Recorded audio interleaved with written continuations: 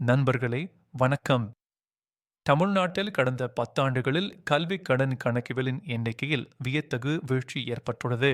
இது மாணவர்கள், பெற்றோர்கள், கொள்கை வகுப்பாளர்களுக்கு முக்கியம். கடன் கணக்குகள் குறைந்தாலும் நிலுவை கடன் தொகை அதிகரித்துள்ளது.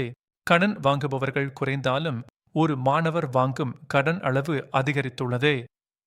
இந்த மாற்றத்தின் காரணங்களையும் தாக்கங்களையும் பார்ப்போம். தமிழ்நாடு கல்விக் கடன் கணக்குகளில் முன்மாதிரியாக இருந்தது.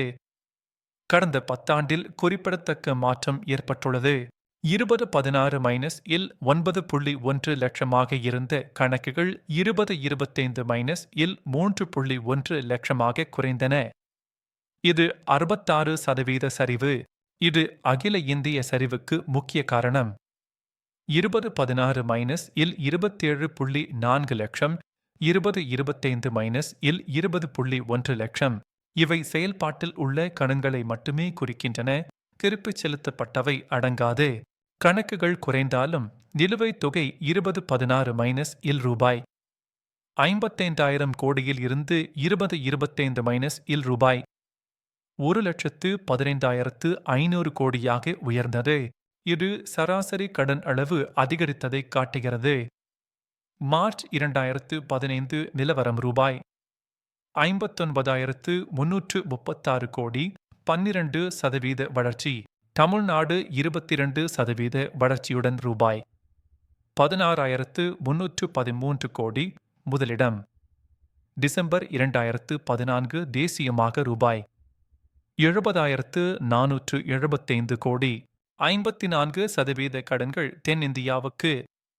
தமிழ்நாடு கேரளா 40%, டிஎன் 9.56 லட்சம், கேஎல் 4.03 லட்சம் மாணவர்கள். சரிவுக்கான காரணங்கள் வாராக்கடன்கள் உட்பட. வங்கிகளுக்கு கல்விக் கடன் வாராக்கடன்கள் சவால். 2017 மைனஸ் இல் தமிழ்நாட்டில் 17%. வங்கிகள் எச்சரிக்கை. 2021 மார்ச்சில் 16.3%. கடன் விருப்பம் குறைந்தது. வேலையின்மை காரணம். வங்கிகள் விதிமுறைகளை கடுமையாக்கின. கடன்கள் கிடைப்பது கடினம். ரூபாய் 4 லட்சத்திற்கு குறைவான கடன்களுக்கும் பிணையம் கேட்கின்றன. ஏழை மாணவர்களை பாதிக்கிறது. மத்திய அரசின் வட்டி மானிய திட்டங்கள் நலிந்த மாணவர்களுக்கு ஆதரவும். திட்ட மாற்றங்கள் கடன் கணக்குகள் சரிவுக்கு காரணமாகலாம்.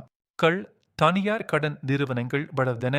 விரைவான நெகிழ்வான கடன்கள் மாணவர்கள் வங்கிகளை தவிர்க்கலாம். பொருளாதார மாற்றங்கள் கோவிட் திருப்பிச் செலுத்தல் புதிய கடன்களை பாதித்தன. ஏனிபி 2020 தமிழ்நாட்டில் விவாதம். அரசு ஏற்கவில்லை. 3 மொழி பெரிய நிறுவனங்கள் ஏழை கிராம மாணவர்களை பாதிக்கும். ஏனிபி ஏற்காததால் ரூபாய் 2,158 கோடி நிதி நிறுத்தம். கல்வி உதவிகள் பாதிப்பு. தாக்கங்கள் உயர்கல்வி அணுகல் சவால்கள். பின்தங்கிய மாணவர்கள் உயர்கல்வி தொடர முடியாது. எழுத்தறிவு கேர் பாதிப்பு. தனியார் மயமாக்கல் அறிகுறி. உயர்கல்வி வசதிப்படவைகளுக்கு மட்டும். மாணவர்கள் வேலையின்மை எதிர்கொள்ளலாம். பொருளாதார வளர்ச்சி தடை. சரிவுக்கு காரணங்கள் வாராக்கடன்கள், கொள்கை மாற்றங்கள், தனியார் எழுச்சி. ஏனிபி அரசு வங்கிகள் இணைந்து கடன்கள் எளிதாக்கி என்பிஎஸ் நிர்வகிக்க வேண்டும். வருங்கால சந்ததிக்கு தடையில்லா கல்வி சூழலை உருவாக்குவோம்.